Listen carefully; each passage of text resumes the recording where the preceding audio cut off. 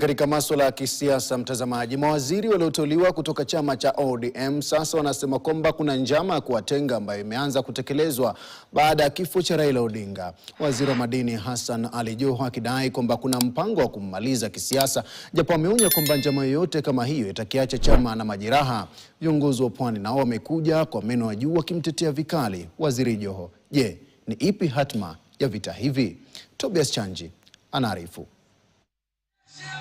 Wakizungumza wakati wa sherehe za miaka 20 tangu kuanzishwa kwa ODM, mawaziri kadhaa walalamika dhidi ya kutengwa. Waziri Hassan Joho akipasua mbarika na kuwahusisha baadhi ya viongozi wa sasa ODM kumpangia njama ya kumuondoa ODM, chama anachodai kukipigania kwa hali na mali. I defended my party kwa damu, kwa nguvu, kwa hali, kwa mali, kama ni noma noma, kama ni mbaya mbaya. Sababu mimi naunga ile uamuzi wa chama cha ODM ya kufanya kazi pamoja na chama cha UDA. Lazima wanachama wa ODM wafanye kazi na Wakenya wengine ili tusongeshe nchi mbele. Joho ameonya kuwa hatoruhusu kutumika kwa manufaa ya wengine, akiongeza kuwa atapigana kwa hali na mali hata kama chama kitasambaratika.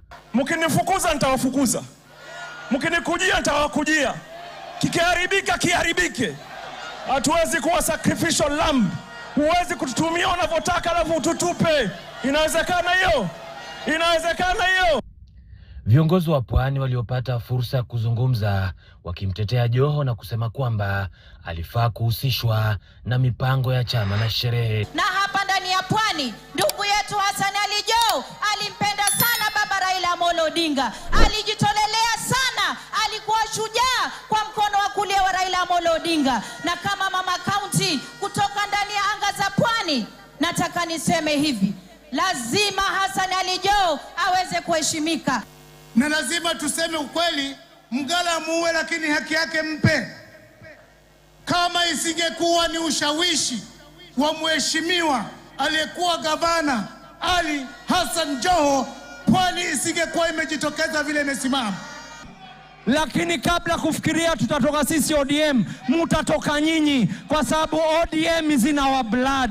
Katika hafla hiyo, Joho ambaye amewahi kuwa naibu kinara ODM na gavana wa Mombasa alikuwa ameweka picha yake na Raila katika mabango na magari na hata kukusanya wafuasi waliohudhuria.